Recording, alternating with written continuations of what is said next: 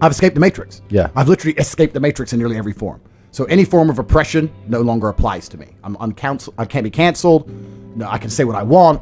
My finances are secure. I've escaped the matrix. And when I talk about the matrix, it primarily applies to men because men are the backbone of the slave force. We always have been and always will be. And unfortunately now, if you're a law-abiding man inside the matrix, your future and the life that is laid out for you is nothing but depressing. You're going to go to school. You're going to get in debt. You're going to get a job. You're going to get a wife. Divorce is coming. You're going to lose the house eventually. Your job's shit. Inflation's outpacing your wages. You're going to work.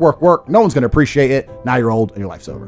That is the matrix for 99% of men. And you need to find a way to escape it. If you look at anything that builds a man into a man, there's a degree of suffering. So many men say, I want to be the man, but they don't want to suffer. They don't want to fight. And I don't understand why, because even if you look at a superhero movie, they tell you, even in superhero movies, they make it very clear. Batman's parents died. That's why he's Batman.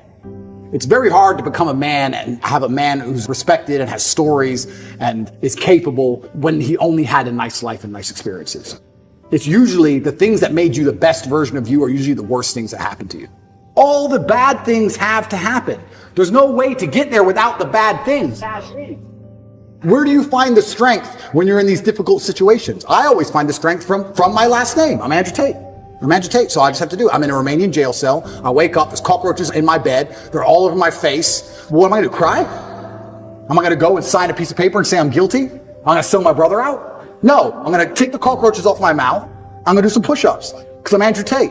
When shit really gets hard, honor and courage and bravery and your last name is all you've ever had. Especially with men, none of them are bestowed with the things that the masculine essence needs to be a good man. You need pride, you need honor. Matrix media, they say, why did you get so big? Because I'm telling the truth. I'm telling the truth, which every man knows is intrinsically true in his heart, because God has instilled him with a basic degree of morality of right and wrong. I'm saying things to a 17-year-old boy and he's going, he makes sense. I get it. Everything I was told so far just didn't quite click, but this does. And that's what they're so scared of. I was talking about this the other day. I was talking about how I have a pet peeve, and one of my pet peeves is painkillers. And I was being typical me, and I was going over the top. And I was discussing with this guy. This guy said, have you got any aspirin? I said, there's no aspirin in my house. And he said, why? I said, brother, you are not facing 1% of the life difficulties I am facing. Think about it. No government's trying to lock you up. The Matrix isn't after you. They're not trying to frame you. Nobody wants you dead. When God finally gives you a tiny headache, to give you something to show you're half a man, a little bit of resilience, you pussy out and take an aspirin. Can't you just have a headache? Just have a headache. And not only just have a headache and don't mention it, because I don't care. So don't even talk about it. Nobody needs to know. What do you want? Do you want therapy? You want sympathy? Nobody cares you have a headache. Shut up. Like nearly any problem on earth, whether it's men's mental health, whether it's women's mental health, no matter what it is, whether it's crime, no matter what it is, how do you fix the problem? By building men of caliber, by building men of capability and status and honor and dignity, and by building men of ability to be good standing citizens who are respected by their peers. All of it comes back to improving men. All of it. Every single problem you can possibly name, it comes back to building strong men of capability who are respected. That's all. It's the baseline of humanity. Women respect men who stick by their principles and their beliefs. The principles and beliefs of a man are always to do what he is supposed to do, regardless of how he feels. You must train when you don't feel like training. You must protect when you don't feel like protecting. You must be a good man. And when you're actually a truly good man and a high value man, this is something I absolutely realized in jail. I have no problem suffering if the people I love are not suffering. My children are taken care of. The women I love are taken care of. My mother is taken care of. Everybody around me is fine. Even if they've removed me from my life and locked me in a jail cell, everybody I love is taken care of and is protected and is living good. I must suffer because I am a man. I am the head of my empire. I'm the head of the clan. Of course I will suffer, but the people I love are not suffering. This is what God has bestowed upon important men since the beginning of time. Not just important men, all men. The men in the Titanic as the boat was going down, about to be sucked into the icy cold water, some of the last thoughts in those men's head, I know, was at least I saw my daughter and my wife get on that boat. Absolutely. I'm happy to plunge into this ice cold water because there they are on that boat, away from danger. Everyone we love and everyone in the world who we care about was taken care of. And I said, Andrew, would you rather us both be at liberty, but someone else in our life suffer. Mum suffer. Our kids suffer. The mothers of our children suffer. No, I'm glad it was me. I'm glad I was the one who was suffering and everyone else was okay, because that's what being a man means. When you're a man, absolutely, you're right. It is our job to suffer so the people around us do not suffer. And that's why if you're a man and you're waking up every day and you're not trying your very best to be important or upgrade yourself or upgrade your character, or you're lacking motivation, then you have a serious problem, because it is your job to be capable of dealing with the insurmountable pressure which God is going to put upon you, so that when you suffer, everyone around you does well. Our lives are set up that even if they throw us in a dungeon today, everybody we love will be okay forever. And that is what's most important. That's the most important thing. That's success. And that was absolutely comforting in jail when we discussed that. And we said, everyone we love is okay. You and I just have to make it through this. And that's absolutely and utterly comforting. And if you're a man sitting at home right now, you need to sit and say, okay, if they plucked me from my life, if they picked me up and threw me in a room and locked me in a jail cell, which can happen. Which can happen to anybody, especially as they continue these matrix attacks on masculinity as a whole. Would your wife have a roof over her head? Would your children eat? Would your family be okay? Think about these things. This is what you're working for. You're not working to make money so you can buy a Lamborghini. You're working to make money, and you're thinking outside of the box, and you're becoming your best version of yourself, so all the people around you will always be okay no matter what happens. It is your job as a man to suffer.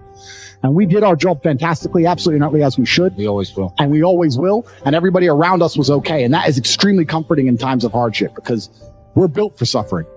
We were absolutely not built for suffering. No matter how close I came to crying inside of that jail cell, I knew all the people around me were safe and all the people around me could eat. And that's all I cared about. I used my phone calls. When I would call other people and they were asking me how I was, I'd say, we don't want to talk about me.